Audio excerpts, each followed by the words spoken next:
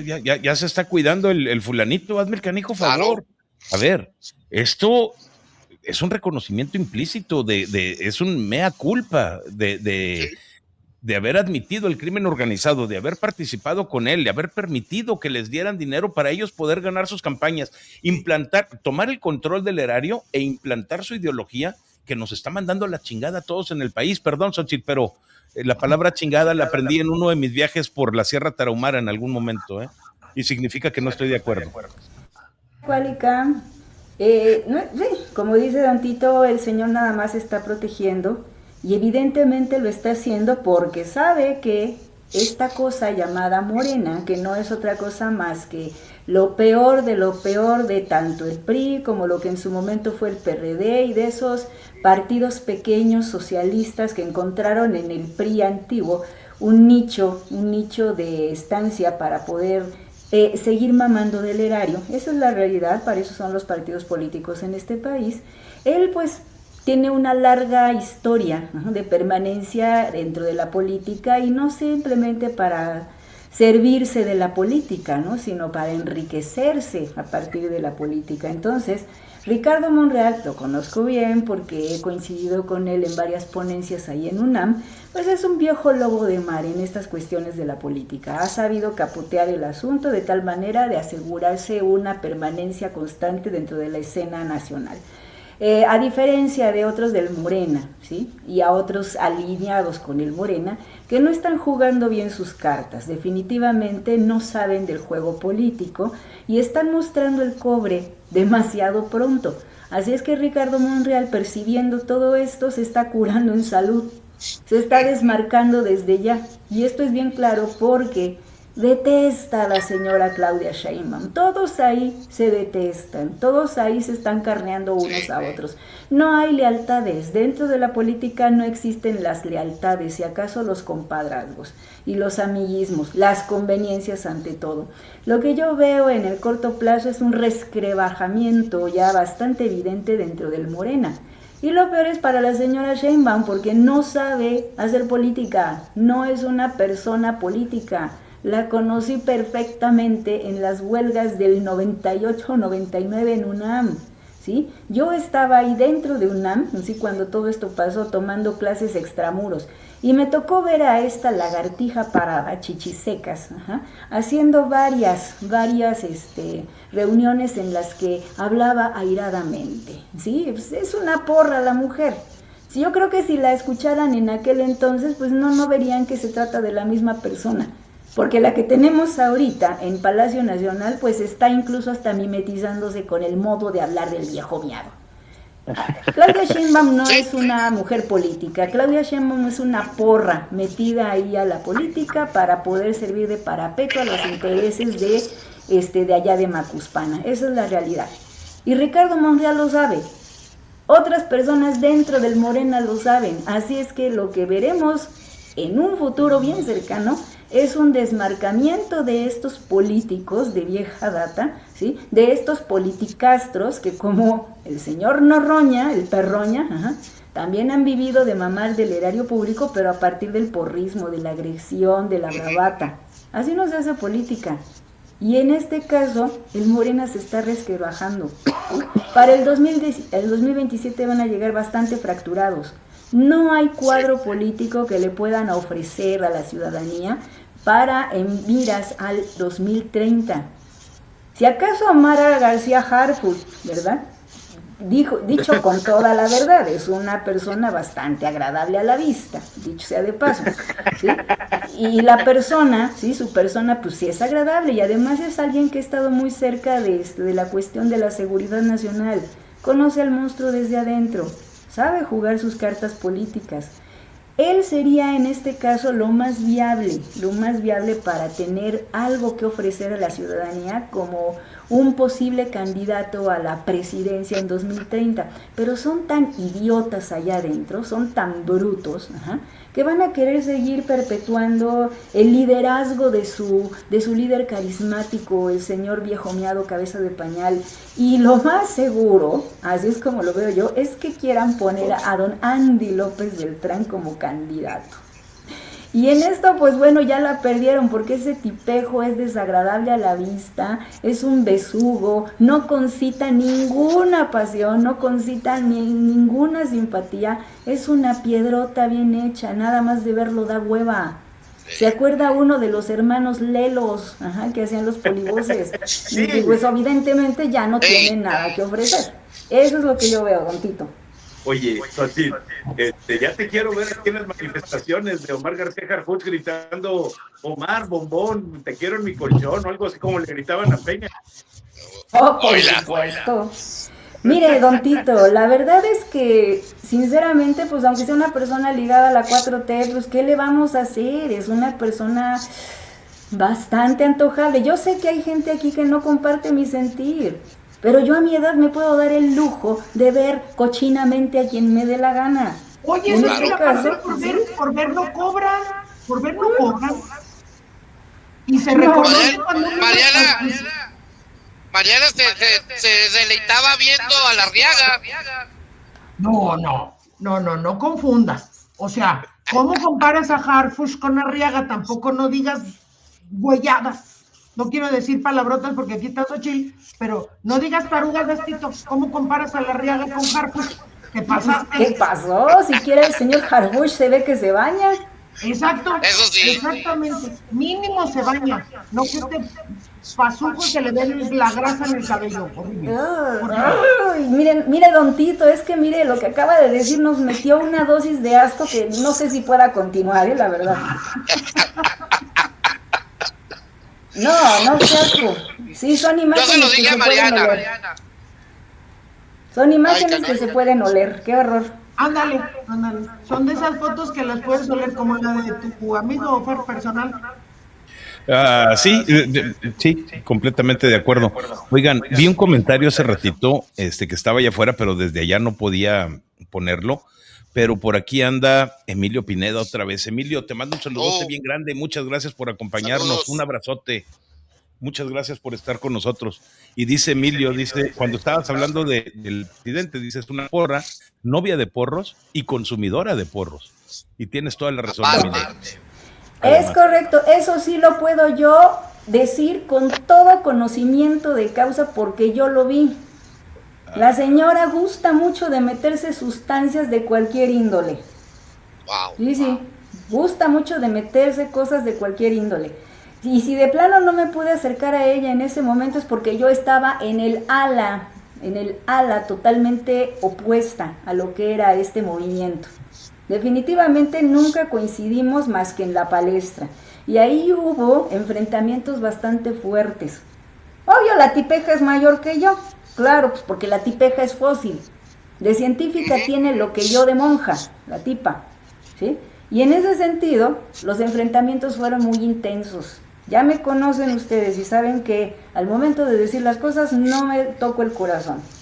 Y en ese sentido, pues yo estaba abogando precisamente por la reapertura de la universidad, pero bajo un esquema mucho más depurado en el asunto de los programas de estudio. Siempre queriendo desvincularnos de ese socialismo rancio que todavía sigue privando, desgraciadamente, dentro de UNAM. No, pero esta, pues obviamente, teniendo de lado todo el apoyo en ese momento de lo que era el PRD, que estaba muy fuerte en aquellos días. Recuerden que ya veníamos saliendo de lo que fue el fraude del 88, el PRD tomó mucha fuerza. Pues sí, tenía todo el apoyo de esta estructura, ¿sí? Había dinero de por medio, ¿sí? Mucha gente dentro de UNAM que también le gustaban meterse el porrito. Y la vieja es consumidora de sustancias alotrópicas bastante consuetudinaria. Por eso no les extrañe que en algún momento la vean descolocada y con ojos de toro loco, porque seguramente está dopada. Pues ya tiene 2 días, 3 días que ha estado saliendo en sus reportajes, pero con una cara para el perro, ¿eh? O sea, yo no dudo ni tantito que haya estado llena de esas fregaderas. Oigan, ahorita, Xochitl, traes una presentación. ¿Quieres hablar de eso? Voy a tratar de no ser tan extensa yo, ¿sí? Pero es que, mire, había yo tomado el asunto desde hace un rato, a raíz de precisamente lo que pasó ahí en Teotihuacán, ¿sí? Del tiroteo en Teotihuacán. Claro. ¿Sí? Y lo vi yo como una expresión del odio, ¿sí? Del divisionismo que actualmente tenemos los de la sociedad mexicana, en base a ¿qué? A toda esta ideología rancia que está implantando Morena desde hace mucho tiempo y que tontamente se han tragado los chairos, ¿sí? Oye, Xochitl, antes de arrancar la presentación, yo te quiero pedir un favor personal, y sí, la verdad es para joder a un poquito los que están en el chat, los chairos, obviamente. ¿Les puedes decir, Xochitl, tus carreras, quién eres y todo, por favor? Porque dicen, la señora esa, ¿qué sabe? Por favor, Xochitl, si me es favor. Con todo gusto, maestra Mariana, sin pecar yo de falsa modestia, porque sinceramente me costó bastante trabajo, mucho trabajo, tener la educación que tengo, y sería deshonrar a mis padres el no presumirlo, porque se esforzaron mucho por darme los medios para lograr esa educación. Su servidora es licenciada en Ciencias Políticas y Administración Pública con especialidad en Servicio Público. Tengo también la carrera de Filosofía y Letras, ambas por la UNAM, ¿sí? Soy Cihuatlamatini, Cihuatlayecanqui, Hueylamacuatlashli, soy Cihuatenochtli, soy también danzante de conformidad conchera, hablo latín, un poco de francés, hablo prístinamente el español, soy hablante de náhuatl, soy conferencista también. Dentro de mi poco saber, se me da la facilidad para poder expresar mis ideas en frente de un auditorio, y soy una autoridad, aunque muy pequeña, dentro de mi comunidad. Mi saber no se extiende a ámbitos de la cuestión científica, porque no me alcanza la cabeza para ello, pero ese es el saber que tengo. Me he desempeñado con todo éxito también aquí dentro de la función pública de mi comunidad, y en ese sentido creo que lo hemos hecho bien. Esas son mis credenciales para todos los chairos. Muchas gracias, Xochitl. A ver si se van callando y dejan de decir que ¿quién es la señora? La señora que tienen aquí tiene la autoridad para hablar. Primero, porque está en el programa de nosotros lo que se le pegue la gana. Y segundo, también tiene las credenciales, bola de idiotas chairos. Gracias. No los insulte, maestra, porque yo creo que hoy se van a llevar algo estos señores chairos. Contra todo lo que yo pueda hablar de ellos, se van a llevar un elemento que tal vez les haga recuperar un poquito la dignidad y el orgullo, pero desde la verdad, no desde el rencor, ¿sí? Y esto pues es lo que hemos puesto ahí, que se llama Itequipeucan, ¿sí? Que malamente han traducido los historiadores a sueldo como cuando comenzó nuestra esclavitud. Vea desde dónde empieza ya el discurso victimista. Vea desde dónde empieza ya el discurso de autooprimirse para justificar la mediocridad. Eso es la verdad, señores chairos. Esto que le están implantando en la cabeza estos historiadores a sueldo, como el señor Marx Arriaga, con toda su narrativa nefasta que todavía desgraciadamente siguen los materiales de texto gratuito de la SEP, ¿sí? Es un discurso victimista que nos está enfrentando. Y va en el sentido de que nos volvieron esclavos. Y Tequipeucan quiere decir cuando empezó nuestra esclavitud, no, señores. Tequipeucan quiere decir nuestro trabajo para reiniciar, para volver a iniciar, ¿sí? Es algo muy complejo, maestra, es algo muy complejo, don Tito, don Fer. Tiene un trasfondo filosófico, y místico, si ustedes lo quieren ver, pero es que también esa cuestión está muy presente dentro de las civilizaciones antiguas.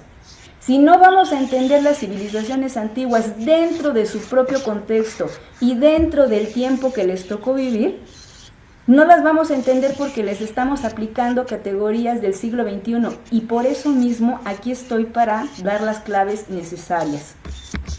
Miren ustedes, lo que ustedes ven ahí es la retirada de Tenochtitlan, ¿sí? Eso que están viendo ahí es una reproducción del momento que tal vez se vivió muy fuerte en la retirada de los españoles y de sus aliados, porque eso sí lo tengo que decir, Texcalteca de Tenochtitlan, ¿sí? En 1520. ¿Sí?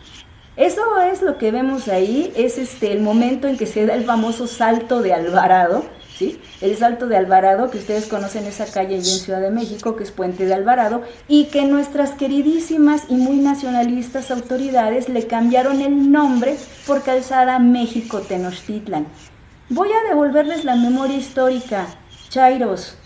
Y vean que se los está diciendo alguien que tiene la autoridad para decirlo, porque también estoy por cursar también la licenciatura en historiografía. Señores chairos, vean esto. No se le debió cambiar el nombre a la calzada México-Tacuba por México-Tenochtitlan. ¿Por qué? Porque la calzada parte de México hacia lo que antes era el pueblo de Tacuba. No va, ahora sí que México-Tenochtitlan no es la calzada, ¿sí? Cuando fue jefa de gobierno, la señora Sheinbaum, yo le envié bastantes escritos en ese sentido, hasta me apersoné ahí en el cabildo para que me dejaran hablar. Obviamente nunca lo permitieron, ¿verdad? ¿Sí? Para decirle, no seas idiota, no puedes cambiarle el nombre a esta calle porque lo tiene desde hace cientos de años, desde antes de la conquista. ¿Por qué se lo quieres cambiar? Es un mal nacionalismo entendido. Y al puente de Alvarado le quitaron el nombre porque hay que borrar toda la memoria histórica de todo lo que huela a españoles. Yo le dejaría el nombre del puente de Alvarado únicamente para recordar el momento en el cual se ganó una victoria por parte de los mexicas y se llenaron de escarnio y de vergüenza los españoles en ese momento. Nada más por eso le dejaría el nombre. Pero los chairos son tan victimistas que quieren borrar toda herencia española. Comiencen, señores chairos, por borrarse los apellidos y comiencen a aprender la lengua que hablo yo. A ver si pueden. Señores, ahí lo que tenemos enfrente es el glifo de Tlatelolco. ¿Por qué lo puse ahí? Porque fue en Tlatelolco donde se libró la etapa más decisiva de lo que fue ya la resistencia final de ahí de Tenochtitlan. Miren ustedes.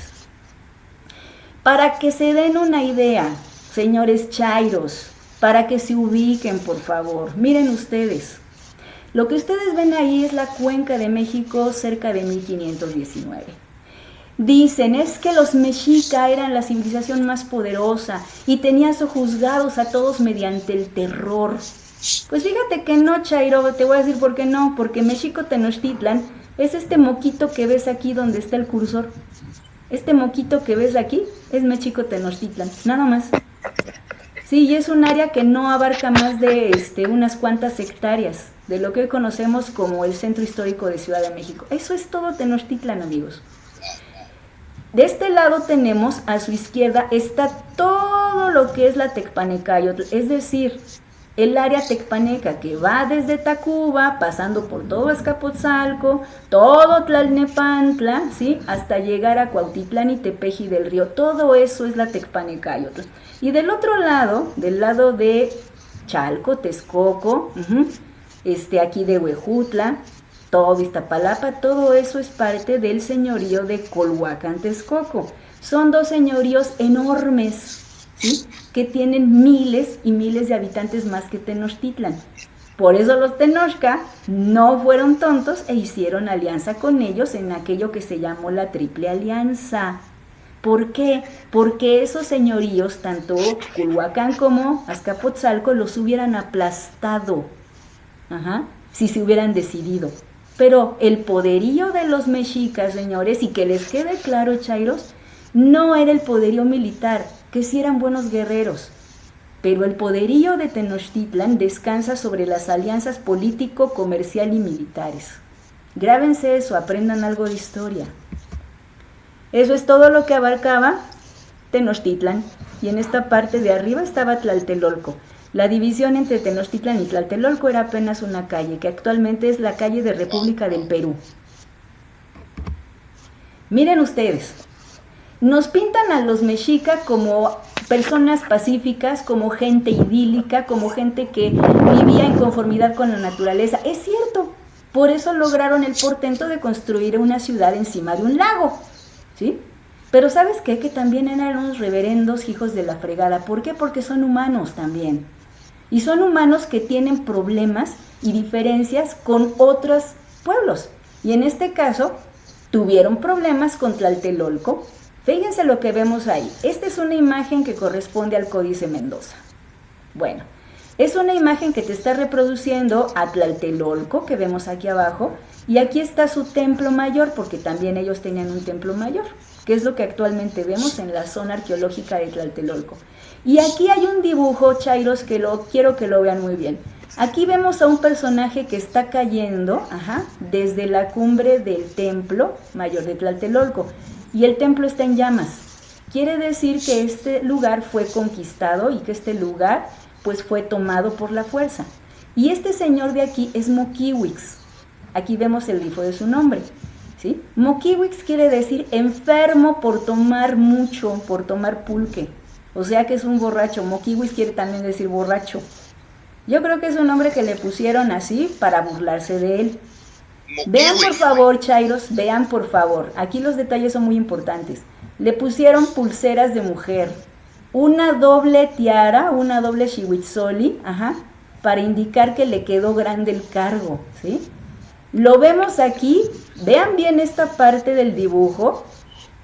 El señor está sodomizado, ¿sí? Antes de arrojarlo desde la cumbre del templo mayor de Tlatelolco, lo sodomizaron con un estandarte. O sea que los mexicas también eran bien creativos al momento de intimidar, ¿sí? Los castigos que le ponían a sus adversarios eran realmente bastante cruentos. Y si esa imagen no los está convenciendo de que también los mexicas eran gente de carne y hueso, entonces ustedes ya están bastante mal, porque se los está diciendo un códice que tiene más de 500 años de antigüedad. Wow. ¿Alguna pregunta acá, don Fer, doña Mariana, Tito? Yo no, Xochitl. No. ¿Cuálica? Nomás el nombre es Moquiwa. Moquihuix. Moquiwix. Ah, ok. ¿Sí? Moquihuix. Entonces, pues quiero que vean que pues no eran una perita en dulce los mexicas, ¿sí? Eran bastante creativos al momento de aplicar estos castigos. Bien. Vean ustedes, por favor, esa lámina. ¿Sí? Esa lámina nos está ilustrando el asedio final de Tlatelolco. ¿Por qué? Porque ya habían caído los señoríos de Tlacopan, o sea, Tacuba, Coyoacán, había caído también Xochimilco y Tecpatepec. Miren ustedes, es muy ilustrativa la imagen. Aquí lo que vemos es a los mexicas defendiéndose en canoas, obviamente con el armamento de que disponen, macanas y escudos.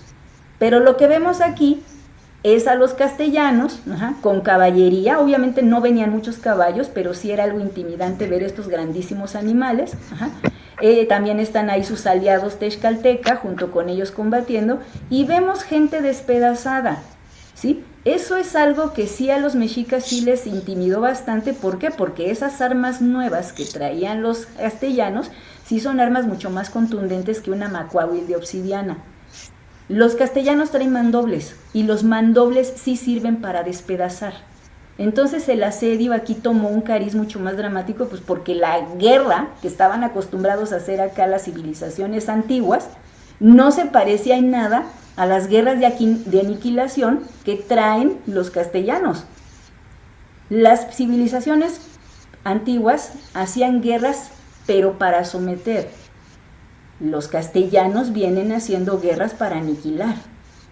Son dos visiones completamente distintas de hacer guerra. Entonces, pues aquí lo que vemos es un choque también ideológico.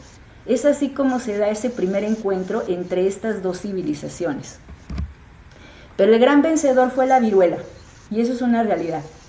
Aquí quien venció realmente fue la viruela, ¿sí? No los texcaltecas, no los castellanos, fue la viruela. Un negro que venía con los castellanos y que estaba enfermo de viruelas murió en el episodio de La Noche Triste, junio de 1520, y su cuerpo fue a parar desgraciadamente un manantial del cual se contaminó todo el agua y terminó contaminando a todo Tenochtitlan, ¿sí? Más de las 2/3 partes de los Tenochca se murieron de viruela, y el resto de esa gente se trasladó a Tlatelolco, para pues refugiarse de eso, pues porque se vio que la enfermedad se transmitía por aire y por agua. Entonces, pues lo que ellos hicieron, ¿sabes qué? Fue replegarse a Tlatelolco. Ahí vemos en esa imagen los efectos de lo que es la peste, que también es una enfermedad que se trajo en ese momento y de la cual no se habla mucho, ¿sí? Ahí vemos, esta lámina es del Códice Florentino. Lo que vemos ahí ya es la enfermedad instalada en la población mexica. Lo que vemos son ya los estragos de la enfermedad y que era bastante desconocida. Y vemos ahí a la gente quejándose ya del dolor, porque una enfermedad de esa manera que no era conocida provocaba mucho dolor. Los que hemos padecido por lo menos rubeola, sabemos del dolor que eso causa. Ahora imagínense lo que es la viruela presionando músculos y nervios a nivel interno y purulando por el exterior. Era una cosa tremenda. Pero al darse cuenta precisamente de que esta enfermedad se propaga por aire y se propaga por el agua, decidieron aislarse en Tlatelolco. Así lo dispuso el último gobernante, que fue Cuauhtémoc. Ahí lo tenemos en pantalla. Ese es el grifo de Cuauhtémoc. Aquí Cuauhtémoc está dando la orden de, ¿saben qué? Vamos a guardar silencio. Vamos a hacer... guardar el silencio. Yo creo que todos los chairos que han ido por el centro de la Ciudad de México han visto esa placa, han visto esa placa atrás de Catedral, y es una placa que reproduce el mensaje que dio Cuauhtémoc esa noche de 13 de agosto de 1521 para su pueblo, o lo que quedaba de su pueblo, ¿sí? Está en náhuatl, no sé si alguno de los chairos lo pudiera pronunciar, pero es un mensaje muy completo, y que tengo el orgullo de decir que esa consigna se la dieron en una cena íntima, en una ceremonia íntima, al fundador del Movimiento Confederado Restaurador de Anáhuac, Rodolfo F. Nieva López, movimiento al cual yo pertenezco. Yo vi el texto original de esta consigna, ¿sí? Totonadio Motlati, Totonatio Yaishpodish, Mashinoka Unpacamic Plan Mawis, Tactotatsin, Sinwanan, Anansin, Mana Ikil Cacuaje, Kimi Luis Quejipilhuamen, Kemin Cualiyosco Totlazoc Tlalnan Tlazoc Cuanáhuac. Si alguno de los chairos puede repetirme las palabras del señor Cuauhtémoc en mi idioma, como lo acabo de hacer, ¿sí?, voy a reconocer entonces que tienen razones para decirme lo que quieran. Pero mientras no me hablen en náhuatl y no comprendan estas cosas desde el punto de vista correcto, entonces, señores chairos, simplemente serán unos resentidos. Voy a devolverles, señores chairos, un poquito de dignidad. Miren esto. Cuando Cuauhtémoc da este mensaje, lo que indica es guardar silencio. Lo que indica es que hay que cerrar los recintos sagrados, los juegos de pelota, guardar su conocimiento, callarse, literalmente callarse. No les está diciendo vamos a hacer guerra, ¿sí? El único que se entregó aquí fue Cuauhtémoc. Pero grábense esto, chairos. La ciudad de Tenochtitlan, en estricto sentido, nunca cayó. Y Tlatelolco, en estricto sentido, por más que lo hayan asediado, ahí está una escena del asedio, no cayó. ¿Y sabes por qué? Porque simplemente los habitantes que quedaron ahí guardaron silencio, nada más. No pusieron resistencia, no presentaron combate, y eso es una nota de mayor dignidad, que cualquier combate que se pueda presentar. No presentaron combate. El único que en este caso se entregó fue Cuauhtémoc. Y ahí se acabó el episodio de la conquista. Ahí está el lugar, esa es la Conchita Tequiteucan, que está en el corazón de Tepito, que fue el último reducto en el cual se resistió. Esta iglesita conmemora el lugar en el cual fue aprendido Cuauhtémoc, ¿sí?, el 13 de agosto de 1521. Y podría parecer que todo hubiera terminado ahí, pero realmente, chairos, los castellanos no tuvieron ningún triunfo. Y te voy a decir por qué no. Pues porque los propios mexicas no presentaron combate, pero tampoco se rindieron, simplemente guardaron silencio. Y eso es todo. Si eso no les cabe en la cabeza, te lo voy a explicar desde el punto de vista militar. Si no hay combate presentado y no hay enemigo al frente, el combate simplemente no existe. Y si no hay una batalla que ganar, pues entonces tampoco hay ninguna victoria. ¿Te das cuenta, chairo baboso, que aquí no te ganaron y aquí no hubo ninguna batalla, y que tampoco hubo ninguna caída de Tenochtitlan que conmemorar. Entonces, ¿qué discurso te están vendiendo Clara Brujada y la señora Sheinbaum? Es que cayó Tenochtitlan y por eso nos esclavizaron. Viejas tarugas, si se ponen a estudiar algo de historia, verán que Tenochtitlan y Tlatelolco nunca cayeron. Y eso espero, Chairo, que te quede en la cabeza, para que recuperes un poquito de tu dignidad perdida o vendida. ¿Vamos bien, don Fer? ¿Quieren hacer alguna pregunta? No, a mí me tienes bien interesado con todo lo que estás diciendo. Por mí, continúa. Yo quiero hacer una pregunta. Adelante, maestra. A ver, Xochitl, y esto a raíz del discurso que dio la señora hoy en la mañana, ya sabes, por el 5 de mayo y la conquista y todo esto. Nada más, a ver, al final de tu presentación les vamos a dar un guamazo para que se den cuenta de su conquistada. ¿Sí? Ok, gracias. Sí, porque lo voy a enlazar junto con esto, maestra. Muchas gracias, Xochitl. Wow. Miren ustedes, ahí tienen otra escena del lienzo de Tlaxcala. Miren, aquí está, al centro está Cuauhtémoc, ¿sí? Y está dialogando con Cortés. Aquí detrás está esta vieja que se parece a Claudia Sheinbaum, es la Malinche. ¿Sí? Esa es la Malinche. Ahí está esta vieja, ¿no? Sí, pues mírenla, es igualita. Y no tiene pies, ¿sí? No tiene pies. Aquí los detalles son muy importantes, no tiene pies. Porque los propios dibujantes de este códice no le pusieron pies porque querían mostrar ahí que esta señora era una hipócrita. Una persona que no muestra los pies es una persona hipócrita. Esa es la Malinche, arrastrada, ¿sí? Vemos ahí a Cuauhtémoc y ahí a Cortés, observen bien su cabeza, tiene un penacho, tiene ya unas plumas de mando. O sea que pues ahí ya lo estamos viendo ya en una situación de mando. Pero a Cuauhtémoc también lo vemos en una situación de igual a igual. Entonces ahí lo que hubo nada más fue un pacto, pues obviamente para evitar más desangramiento de la ciudad. Y pues, como les dije, si estamos pactando ahí, pues no hay ninguna victoria. Así es que, chairos, vean eso, por favor.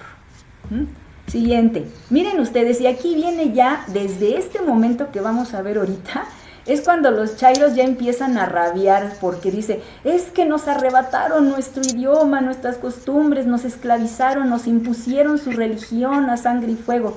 Señores, por favor, o sea, seamos serios, realmente las creencias religiosas, porque todo grupo humano tiene religiones, por más que mis compañeritos mexicastianguis digan que los nuestros no tenían religión, sí, tenían un sistema de creencias con fuerzas naturales personificadas, es decir, que les daban a las fuerzas naturales, a los fenómenos como la lluvia, como el fuego, al planeta Venus, les daban una forma humana para entenderlos mejor, para entender mejor cómo funcionan dentro del universo. Les llamaron dioses aquellos los castellanos cuando llegaron, pero lo cierto es que simplemente forman parte de un entramado, místico religioso que trata de explicar el universo a partir de una cosmovisión específica, que en este caso es la cosmovisión anahuacana. Entonces, en base a ello, pues lo que les traen los castellanos, pues es simplemente una visión más. Es una visión más. La cosa es que aquí los chairos se llenan el hocicote diciendo que la impusieron a sangre y fuego, lo cual no es verdad. No es verdad, y te voy a decir por qué no, porque en primer lugar, señores, estudien un poquito de historia. Las leyes de Castilla determinaban que todos los naturales de estas tierras halladas y las que se fueran a encontrar eran vasallos libres de la corona española. Entonces no tienes facultad para esclavizar a un vasallo libre de la corona. Lo que sí había obligación por parte ahora sí de los religiosos era de evangelizar a estas nuevas personas. Y eso fue lo que llegaron a hacer, a evangelizar. Por supuesto. Entonces los que llegan primero son los franciscanos, gente de gran conocimiento. Y gente que en este caso es muy diferente de los frailes menores, que llegaron junto con los conquistadores y que desgraciadamente eso sí hicieron una quemazón de códices que no te cuento. Estas personas nuevas vienen con toda la intención de aprender cómo son estos nuevos habitantes, estas nuevas personas, y en base a ello evangelizar. Chairos, lo que ven ahí para que les arda más la cola, ¿sí? Para que les arda más la cola, es un cuadro existente en Santa Cruz, Acayucan, un antiguo barrio de la Ciudad de México, y que te está mostrando el momento en que Cuauhtémoc fue bautizado. Ese es el bautizo de Cuauhtémoc. ¿Quién crees que fue su padrino, papá? Hernán Cortés. Ese es su padrino. Y altos dignatarios, aquí también mexicas, los vemos ahí ya junto también con los castellanos, lo cual te habla de que sí había una convivencia entre castellanos e indígenas. ¿Sí? Nada de que es que nos exterminaron, güey, o sea, no puedes exterminar a 250,000 habitantes con menos de 1,000 castellanos, no puedes, ¿sí? Es 1524, 1525. Entonces, ¿de qué me estás hablando? ¿De qué genocidio me estás hablando? Ahí vemos a Cuauhtémoc siendo bautizado y su padrino es de Hernán Cortés.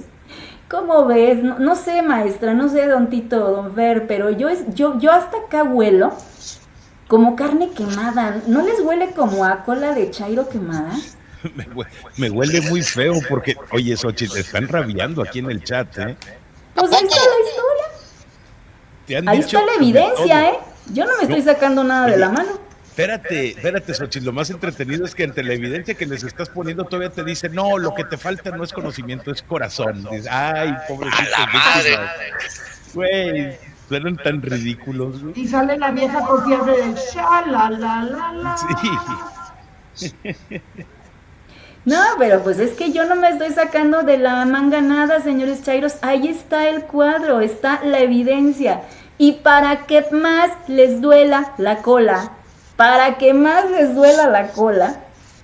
ese cuadro está atribuido a un indígena que aprendió el modo de pintar de los castellanos en menos de 2 años. Ahí lo que están viendo ustedes es una forma de representarlo, pero a partir de la visión de alguien que estuvo presente ahí. La cartela nos lo está mostrando, lástima que no podamos hacer una ampliación para que viésemos lo que está ahí, pero ya ven a ustedes convivir a los indígenas con los españoles. Y para que más les duela, señores, los indígenas llevan tocados de alta dignidad, lo cual indica que los propios castellanos debieron respetar mucho esa condición, porque a los castellanos los estás viendo con armaduras. ¿Y eso qué quiere decir? Que tienen una posición menor porque únicamente son soldados. ¿Sí? Aquí incluso está alguien que parece ser uno de los descendientes de Moctezuma. Y entonces, pues que les duela, señores chairos, porque la verdad es esa. Pero esa distorsión y esa falta de conocimiento que tiene la oficialidad y que te está instalando como odio, viene precisamente de que tú, chairo, no estudias la historia. Te quedas con lo que te dejó el señor Marx Arriaga. Acércate a las fuentes y verás que entonces te están mintiendo.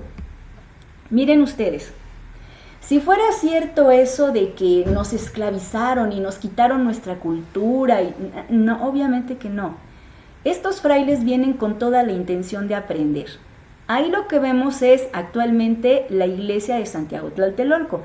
Ahí vemos ahí lo que es la zona arqueológica en primer plano y hasta atrás está el convento también de Santa Cruz Tlatelolco.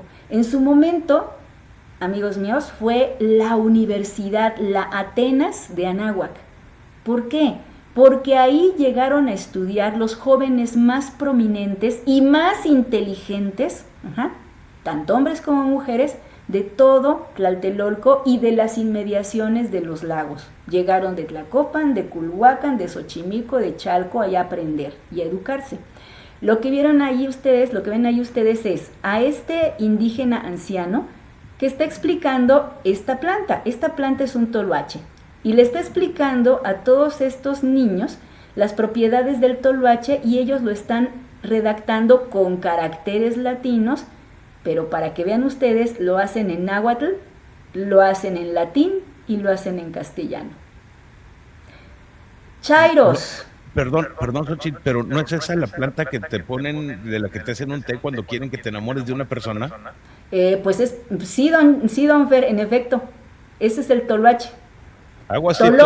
Tolowa quiere decir agachar la cabeza, pues es que esa planta ese es el efecto que tiene, que queda uno atarugado. Ok. Sí, es un alcaloide muy fuerte. Yo creo que los biberones de ciertos personajes que no voy a nombrar porque andan bien acelerados en el chat, todos les dieron, si ataruga esa planta, todos tomaron tecito de esa planta. Todos. Yo creo que sí, doña Mariana, la verdad es que sí. Pero les pregunto a los chairos, ¿ustedes qué idiomas hablan? Porque el español me queda claro que no lo hablan bien. Y esos ancestros suyos, porque ustedes dicen que son ahora sí que los herederos de los antiguos mexicas, pues ellos hablan latín, hablan náhuatl y hablan castellano. Algunos también hablan griego para traducir ahora sí que algunos pasajes de la Biblia. Hablan también varias de las lenguas indígenas originarias. ¿Ustedes qué idiomas hablan, chairos? Pues malamente el español, y medio mastican el inglés, pero fuera de eso, chairos, pues yo no entiendo por qué si ustedes dicen nuestras civilizaciones antiguas eran portentosas y todo eso nos lo quitaron los españoles. Bueno, ¿qué crees? Que tienes todas las herramientas para poder tener cultura. Tienes una ventanota abierta ahí en el internet, pero pues te conformas con estar viendo pornografía o estupideces o la mañanera en el internet, pues ¿qué quieres aprender? Pues tú también, ¿no? Miren ustedes, ese es un personaje que es Fray Bernardino de Sahagún. Él dedicó prácticamente toda su vida, todo lo que le restó de vida al llegar aquí a la Náhuac, a hacer esa obra portentosa que se llamó Historia Verdadera de las Cosas de la Nueva España. Le guste o no a mis amiguitos mexicastianguis que ayer estaban pegando brincos ahí enfrente de la catedral, ¿sí? Este señor es el que nos dejó la relación de lo que era la antigua cultura anahuacana en esa obra, porque de no haber sido por él, señores chairos, ustedes no tendrían conocimiento de cómo eran esas civilizaciones antiguas. Así es que, más respeto cuando hablen de esta persona, porque todo el conocimiento que tenemos de las civilizaciones antiguas se lo debemos a este señor. Así es que, pues, más cuidado, ¿no? Miren ustedes, si no fuera el respeto que le tenían a las culturas antiguas por parte de los frailes, ahí tenemos a dos grandes dignatarios dándole conocimientos, ¿sí? Dictándole conocimientos a ese fraile que está, pero bien ocupado copiando. La vida a los frailes de aquella época se les hacía corta, de verdad era una ansiedad tremenda, para seguir copiando y para seguir guardando en relaciones muy extensas todo ese conocimiento. Lo cierto es que tenemos hombres de ciencia en ese momento que lo que buscan es preservar ese acervo, para darle una continuidad en base a la evangelización. Eso sí es una realidad. Si hubiera sido cierto eso del genocidio, señores, ¿ustedes creen que hubiera personas dedicadas a recabar ese conocimiento y a dejarlo ahí como constancia de acervo? Señores chairos, por favor, recuperen un poquito de su dignidad. Yo no les estoy diciendo mentiras, ahí está la evidencia. Don Fer, mire lo que tenemos ahí. Esa son las láminas del Códice de la Cruz Badiano. Este Códice de la Cruz Badiano fue hecho en Santiago Tlatelolco por un personaje que se llamó Miguel de la Cruz y fue ilustrado por Juan Badiano. Ambos trabajaban ahí en el Colegio de la Santa Cruz. Miguel de la Cruz era médico, y Juan Badiano ilustrador. Por eso vemos que este códice es un compendio de las plantas medicinales de aquella época, ¿sí? Está redactado en latín, pero con dibujos que recogen la antigua iconografía nahuacana. Es una muestra de lo rico que fue el sincretismo en ese momento. Chairos, si hubiera sido realidad eso de que nos quitaron nuestro conocimiento, para imponernos el suyo, ¿tú crees que hubiera habido gente que se interesó allá en España y allá, más allá de España, en saber cómo eran los procesos de curación aquí en estas nuevas tierras? Por eso se hizo este códice, para indicar la forma en que se utilizaban las plantas medicinales para curar. Y ahí vemos montones de plantas que todavía las comunidades indígenas utilizamos para curarnos, ¿sí? Está el moloquilitl, el iztazocosochitl, está el estafiate, está el toloache, que también es una planta medicinal utilizada en pequeñas cantidades, sirve para aliviar muchos dolores, y eso pues te muestra que el conocimiento nahuacano era sumamente apreciado. Dime qué civilización, o sea, qué grupo europeo hubiera hecho eso acá en el Anáhuac. Los ingleses hubieran arrasado con todo, porque para ellos lo mejor era acabar con las cosas que hubiera ahí para implantar la suya. Francia, otro tanto, ¿sí? Ellos llegaban a arrasar, y los holandeses siempre han sido esclavistas. Aquí lo que vemos es una comunicación, un intercambio de ideas entre ambas civilizaciones, y tan es así que el Códice de la Cruz Badiano también incorpora plantas que fueron traídas de Europa, que fueron plantadas aquí y que comenzaron a utilizarse en procesos terapéuticos. Recupera tu dignidad, Chairo. Aprende historia. ¿Preguntas hasta acá? No, Xochitl, nos tienes a todos embobados. Tú continúa. Un comercial, por cierto, Chairos, si quieren aprender más del Códice de la Cruz Badiano, el 18 de mayo estaré dando ese curso en línea, ¿eh? Bien, vamos a ver, miren, lo que tienen ahí ustedes en pantalla es el vocabulario de la lengua mexicana, y este es de Alonso de Molina. Obviamente que pues es un fraile, pues por eso pone ahí a San Francisco de Asís, es un fraile franciscano, pero es un esfuerzo por recuperar la lengua náhuatl. Señores mexicastianguis que andaban pegando de brincos ayer, indignadísimos, porque vino Isabel Díaz Ayuso acá a Ciudad de México, estaban indignadísimos, pero fíjate que todos esos que andaban pegando de brincos ayer, indignados porque llegó esta señora, creo que es la alcaldesa de Madrid, sí. Estaban muy enojados porque estaba la señora en misa y estaban recordando la memoria de Hernán Cortés, ¿no? Y pues están bien indignados, es que a México se le respeta, nos quieren volver a conquistar. Ay, no seas idiotas. Bueno, señores, yo nada más por eso me fui a burlar de ellos ayer. Yo estaba ahí, ¿sí? Y ahí con mi jetota, ¿sí? Porque conozco a muchos de esos que estaban ahí pegando de brinco, le digo, Sencacualitonalsin, Manti Tlactohuanáhuatl. Aquí en Tlactohuanáhuatl, Tejua, ¿quién de ustedes habla náhuatl? ¿Tú o tú? Nadie habla náhuatl. Es más, esas que se ponen ahí con traje de mazahua ya ni siquiera hablan la lengua mazahua original.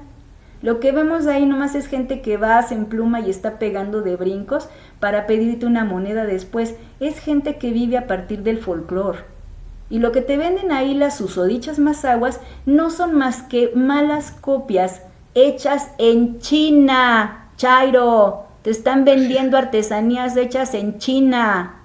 Si quieres artesanías originales, ve a donde están los verdaderos artesanos, allá a Temuaya, allá al Valle de Metepec, ¿sí? Ven al Valle del Mezquital, aquí te vamos a vender cosas originales si quieres, ¿verdad?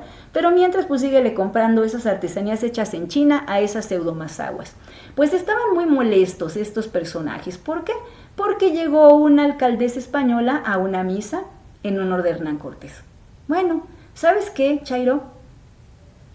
Que no le puedes prohibir a nadie decir una misa en honor de alguien más. O sea, la iglesia en ese sentido es autónoma. Manifiéstate si quieres, pero sabes que no lo vas a impedir. Y además, fueron frailes castellanos los que dejaron precisamente estas gramáticas para que nosotros pudiésemos entender la gramática de la lengua náhuatl, que hasta el momento son manuales muy valiosos para poder enseñar la lengua náhuatl a las nuevas generaciones. Si no, pues sería una cosa muy ridícula si estuviéramos tomando los manuales de náhuatl de comunidades como por ejemplo ahí en Milpalta y Xochimilco, que ya están muy radicalizadas y muy adoctrinadas y que te están mostrando un náhuatl que responde a las necesidades del adoctrinamiento de la Cuarta Transformación. Eso es triste. Mira, ahí tenemos otra vez Arte de la Lengua Mexicana. Chairo, ve por favor la fecha, año de 1645, ya había pasado más de 100 años de la conquista. ¿Por qué tenemos ahí un manual de la lengua mexicana o náhuatl? ¿Por qué tenemos ahí del otro lado el Nican Mopogua, la relación de las apariciones de la Virgen, escrito en náhuatl, y ya ahí el año de 1649, ya después de la conquista? Porque aquí te va a arder más la cola, Chairo.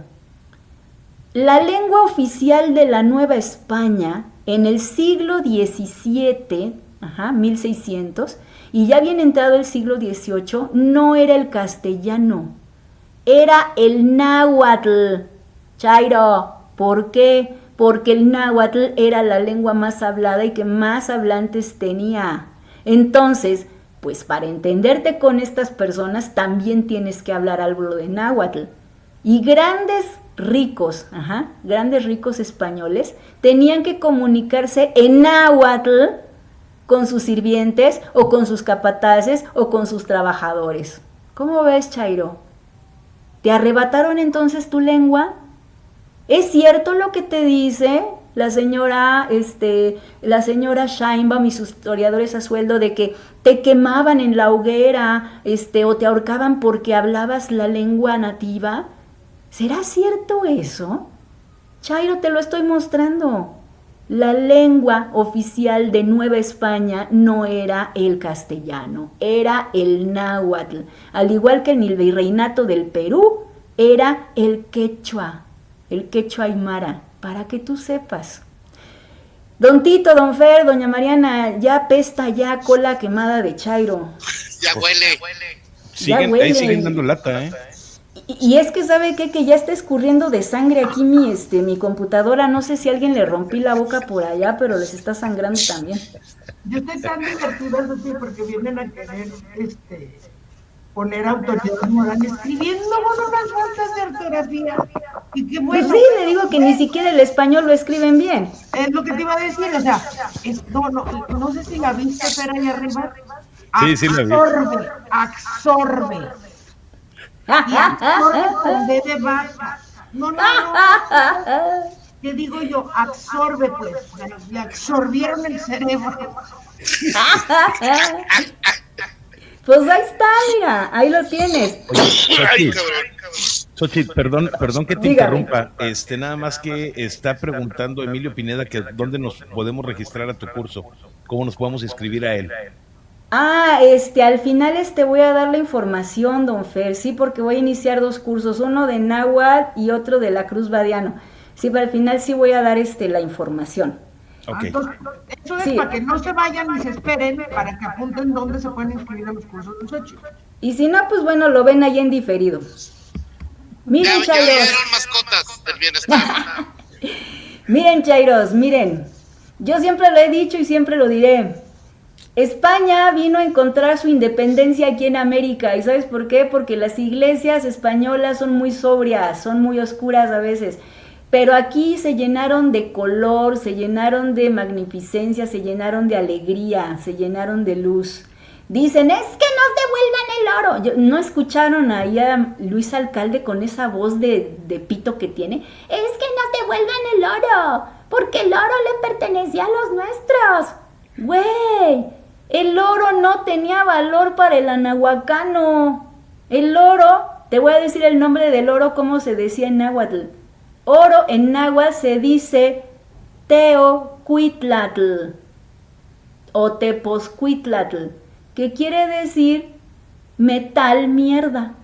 O sea que era un metal que era totalmente, desechable, ¿no? No tenía valor como se lo adjudicamos ahora, pero tenía también una función muy especial, más que otra cosa ornamental, porque pues sí era una mierdita bastante linda, ¿verdad? Pero un valor de cambio no lo tenía.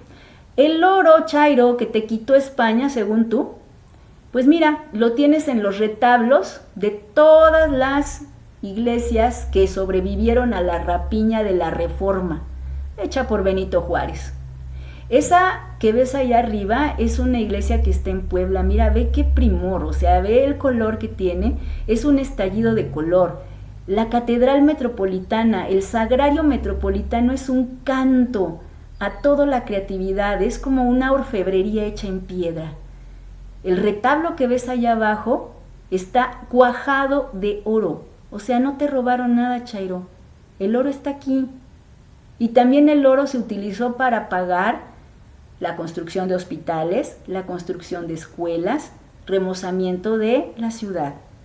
Ahí sí funcionaba el dinero, no que ahora te lo regresan en programas asistenciales para que tú continúes jodido. La cumbre del sincretismo religioso y el portento de América. Gue Tlamatini, Gue Tonantzin, Santa María de Guadalupe. Ahí está. Cualquiera que hable náhuatl y entienda algo de lo que son los códices sabrá que la magnificencia de esa mujer se puede leer en ese Amoxtlitilma. Pero si quieren, Chairo, saber de toda esta cuestión de Guadalupe, acérquense conmigo, yo les voy a decir la verdad. ¿Qué crees? Que todo el virreinato se pasó, maravillosamente bien el asunto. Sí hubo levantamientos, no lo voy a negar, muy importantes en otras latitudes, pero lo cierto es que con la evangelización, pues los indígenas pasaron ahora sí que a tener otra manera de producción. Y fíjate, Chairo, contra todo lo que te digan allá los historiadores a sueldo y lo que te diga Marx Arriaga, ¿qué crees?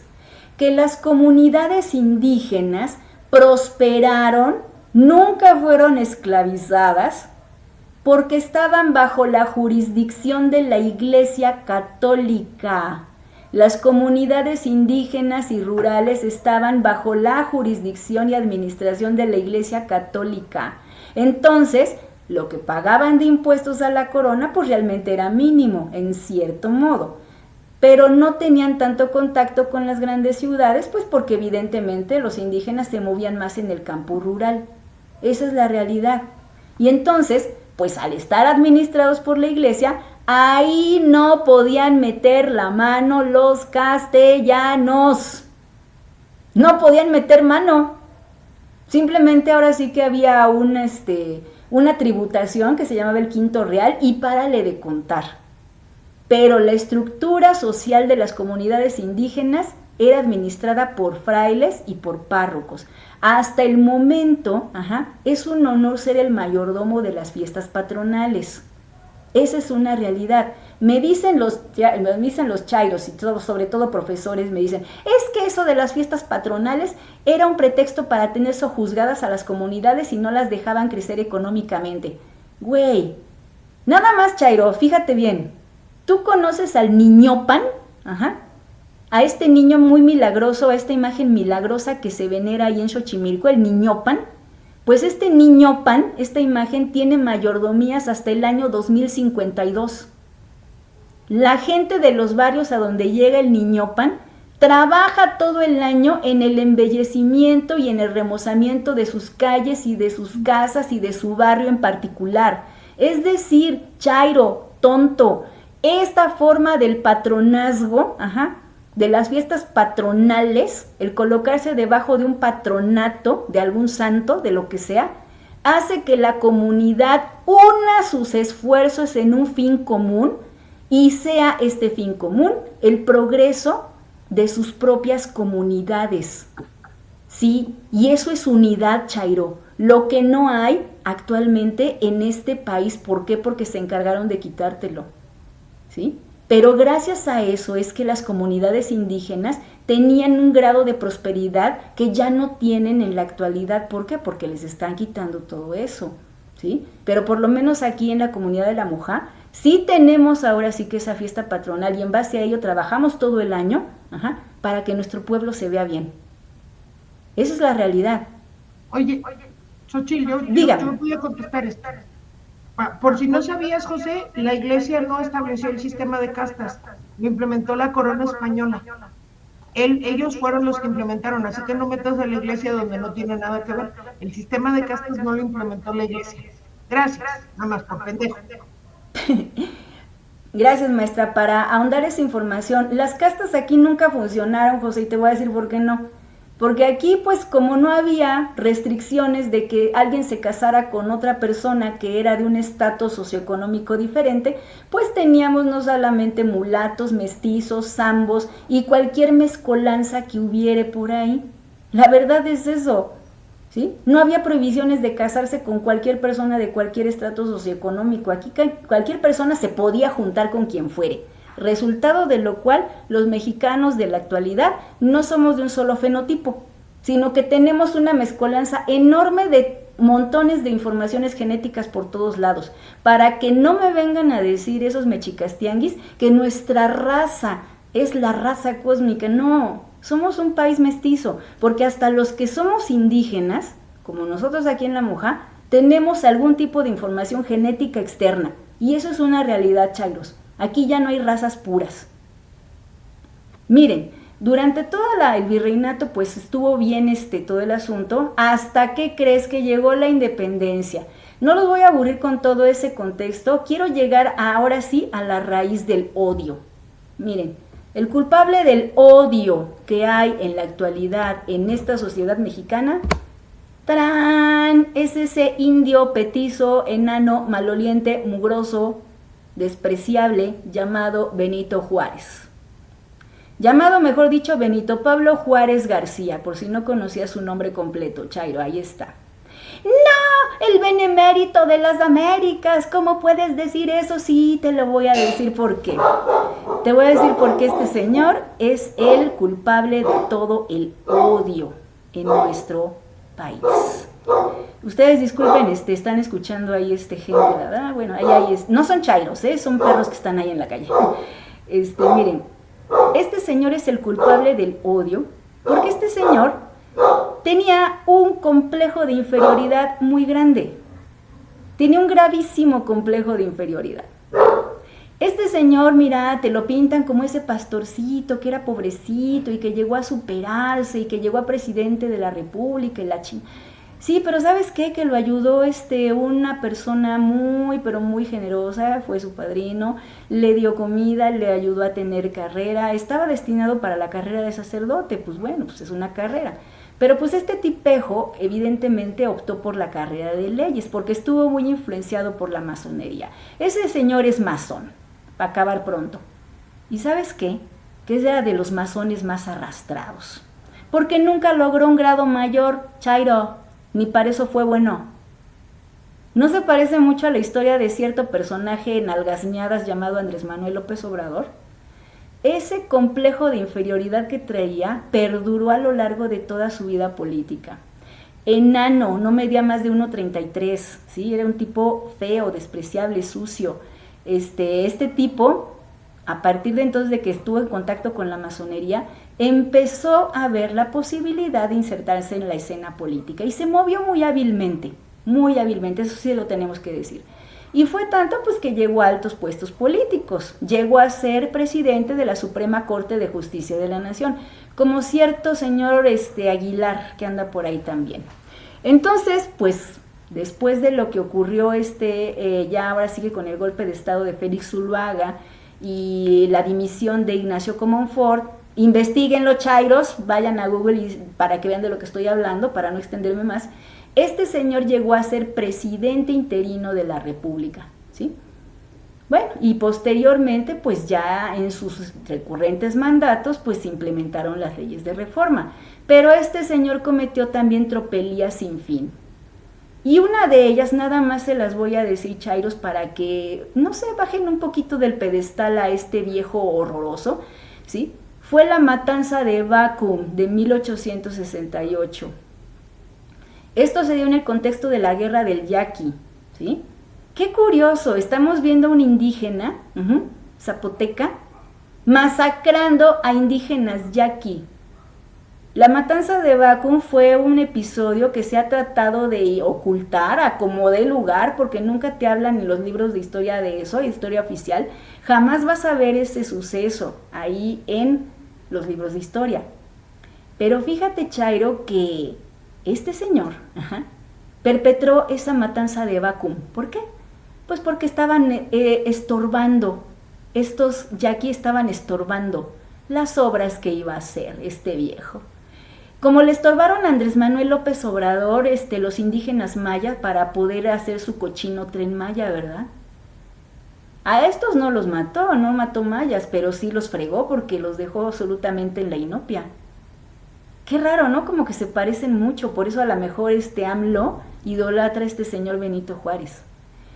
¿Y de dónde viene la raíz del odio, Chairo? Viene precisamente de que este viejo inmundo, hizo que las tierras comunales indígenas, anteriormente administradas por la iglesia, pasaran a ser de dominio federal. Es decir, que pasaron a ser enajenables porque se volvieron de propiedad privada. Entonces el indígena, que no pagaba impuestos por su tierra, que tenía desde hace cientos de años, que era suya, ya no lo fue más. ¿Por qué? Porque ahora el Estado le tenía que cobrar un impuesto sobre la renta, lo que actualmente sabemos nosotros que es el impuesto predial. Es decir, que te están cobrando por vivir en una tierra que supuestamente es tuya. Y el impuesto predial aumenta cada año. Así las cosas, pues el indígena, ¿sabes qué? Que es que no tengo dinero para pagarte. ¿Por qué te voy a pagar por algo que es mío? Pues así es la ley. Bueno, pues resulta que las comunidades indígenas, ve Chairo, ve esto, al no poder pagar por vivir en sus propias tierras, empezaron a ver que sus tierras se las empezaron a vender a grandes ricos que empezaron a hacer haciendas. Empezaron a hacer haciendas enormes, y pues los indígenas, al no tener manera ya de cómo vivir en sus tierras, pues tuvieron que emplearse como peones en estas grandes haciendas, ¿sí? Haciendas que fueron la base de la economía en la época porfiriana, eso sí hay que decirlo. Pero fue precisamente Benito Juárez quien perjudicó a los indígenas al hacer este régimen de las haciendas. Esa es la verdad, Chairo. Con Porfirio Díaz, ese régimen de las haciendas se reforzó todavía más, ¿de acuerdo? Pero ¿qué crees? ¿Qué crees, Chairo? Que por lo menos los indígenas tenían trabajo y un sueldo asegurado, que había tiendas de raya, es cierto, pero ¿sabes qué? Que están viviendo con un sueldo, que tienen trabajo. Ya posterior a la revolución y a lo que fue ya la implantación de la Constitución del 17, que ya está completamente parchada, ahora sí que rebasada y más violada que Andrea Chávez, pues no, o sea, ya es una cosa que se tiene que cambiar. La cosa es que después de la revolución, escucha esto, Chairo, se acaba el régimen de las haciendas. Y dice que se reparte la tierra entre todos los campesinos. ¿Pero qué crees, Chairo? Que no les dieron en absoluto el avío, o sea, el dinero para poder hacerlas producir de nuevo. ¿Y qué pasó entonces? Que ahí fue donde empezó la decadencia del campo mexicano, ¿sí? La decadencia del campo mexicano a partir de que no les daban ahora sí que los gobiernos posteriores la manera de cómo hacer producir más sus tierras. ¿Y qué fue lo que pasó? Que el campo empezó a decaer. Los gobiernos posteriores, los gobiernos posrevolucionarios, tomaron ahora sí que al campo como que el parapeto de sus campañas políticas, pero lo cierto es que nunca se ha apoyado al campo mexicano para hacerlo producir como se debe, razón por la cual todavía el campo mexicano está produciendo con tecnología de hace siglos. Eso es la verdad. Pero ¿qué pasó después, Chairo? Y ahí es donde empiezas tú a nacer. Estos campesinos, al no tener ya modo de producir sus tierras, al no tener apoyo de ningún lado, comienzan a emigrar a las grandes ciudades. Y ahí se instalan en estas inmediaciones de la Ciudad de México, a crear estos famosos cinturones de pobreza, ¿sí? Estas áreas marginales. ¿Y sabes qué? Que ahí naciste tú, Chairo. Naciste pero bajo el nombre del naco, del pelado. En tus inicios fuiste un naco, un pelado, que fue producto de la inmigración masiva de campesinos hacia las grandes ciudades. Y en las grandes ciudades, ¿qué pasó? Que pues te empleaste ahí pues en las nuevas fábricas, pero las fábricas, ¿qué crees? Que pues también eran un lugar en los que no se pagaba bien, pues que el esquema productivo en aquellos momentos, pues lo único que te garantizaba era un sueldo más o menos, Y pues obviamente que pues ahí te la ibas pasando. Y fue llegando más y más gente de las ciudades y haciéndose más y más grande la mancha urbana hasta que se crearon monstruos demográficos como Chalco Solidaridad, como Nezahualcóyotl, también como Iztapalapa, que son una bomba de tiempo, y que son lugares a los que llegó después del temblor del 85 gente a establecerse, a grado tal de que ya son bombas de tiempo demográficamente hablando. ¿Y sabes qué pasó, Chairo? Que después del 85 y ya en los 90, hubo ahora sí que ya un decaimiento del PRI, y empezó a emerger esta oscura imagen de alguien que se llamaba Andrés Manuel López Obrador y que desde un momento demostró su cariz divisionista. Y no hay cosa que tenga más éxito, Chairo, que esto que es la división. Dicen divide y vencerás. Y esa siempre ha sido la premisa de su discurso, la división, de enfrentar a la gente entre ellos mismos. Este señor es un genio capitalizando el resentimiento de ti, Chairo.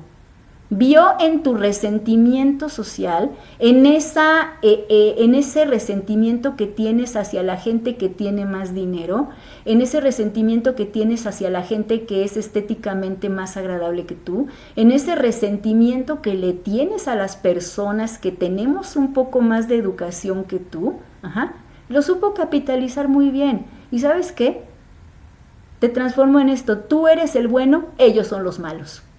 ¿Y sabes qué? Que hay que acabar con ellos. Y a partir de eso, Chairo, a partir de ese discurso que implantó el señor López Obrador, primero en el PRD, ¿sí? Y ya después al separarse él de Morena, siguiendo esa cariz de divisionismo, es que tú, de pasar de ser un naco, ahora eres un Chairo. Eres un Chairo sin identidad, eres un Chairo sin dignidad, eres un Chairo resentido, eres un Chairo lleno de odio. Y aquí, maestra Tito, don Fer, pues es que hago una invitación ya a los Chairos, ya fuera de todo este discurso que he dado, porque ya te mostré desde dónde viene el odio y la sinrazón de ese odio. Yo te invito ahora, y esto te lo digo con el corazón en la mano, de que recuperes tu esencia de ser mexicano a partir de conocer los preceptos correctos, históricos, que te van a dar los elementos para entender que aquí no somos nosotros los adversarios. Realmente tus enemigos, Chairo, son aquellos que ahorita te están gobernando. Son aquellos que quieren que a partir de ese discurso divisionista, lucrar todavía más con tu resentimiento y tenerte fregado con programas asistenciales, porque ninguno de estos programas tiene el objetivo de hacerte progresar, no, sino de mantenerte como estás. Todo ese discurso de la señora Chairo te está llenando la cabeza de odio, de tal manera que esto cuajó en una cosa dramática como lo que pasó ahí en Teotihuacán. Un joven lleno de odio va y tirotea gente sin razón alguna, simplemente porque pues vio en algún lugar, y exacerbado es su odio por este discurso disque nacionalista, para echar a los extranjeros de los recintos sagrados teotihuacanos. Chairo, por favor, yo te invito a que reflexiones. No somos tus enemigos, la verdad. Yo me considero una persona de derecha, abiertamente lo digo, de derecha, católica e indígena, pero no soy tu enemiga. Pero si tú quieres, sí lo voy a hacer. Pero yo no estoy aquí para generar más odio contigo. No estoy aquí para generarte más controversia. Estoy aquí para darte los elementos para que te des cuenta de quién viene realmente el odio y quién quiere que tú te mantengas odiando. Porque te lo juro, Chairo, si no estuvieras tú tan resentido y tan cegado por todo este discurso adoctrinador de la Cuarta Transformación, te darías cuenta de que son ellos, esos integrantes de esa Cuarta Transformación, los que están haciendo cosas para que tú sigas idiotizado. Porque de no estar así, verías que ese Tren Maya es una porquería, es un ecocidio. Verías que Dos Bocas es un ecocidio que no sirve para absolutamente nada. verías que ese tren que construyeron, el tren que es el ramal hacia el AIFA, ya falló en su primera semana porque lo hicieron a sobrecosto y con materiales de ínfima calidad. Entonces aquí lo que tienes es que se roban ese dinero. Verías que las universidades de bienestar no son más que cascarones que parecen establos. Verías, Chairo, que la señora Sheinbaum todos los días te está queriendo adoctrinar para que sigas odiando. Y dime entonces, Chairo, ¿tienen razón estas personas para seguirnos enfrentando? Yo creo que no. Yo la verdad creo que no. Y muy independientemente de que sí me pueda yo enojar y enrabiar con todo esto, creo que la solución, estimado Chairo, es que tú, que yo, que Don Tito, que todos nosotros, a pesar de las diferencias irreconciliables que ideológicamente podamos tener, mostremos que tenemos un objetivo principal que es México. A nadie le gusta vivir con inseguridad. No estamos bien, Chairo, no estamos bien. México está yéndose a la fregada. Es por eso que todo este larguísimo discurso que te acabo de dar tiene como principal objetivo que abras los ojos, que veas desde dónde viene el odio, que veas que puedes recuperar tu dignidad, pero hazlo desde el punto de vista de lo correcto, no desde el odio que te inocula en la mañanera. Y termino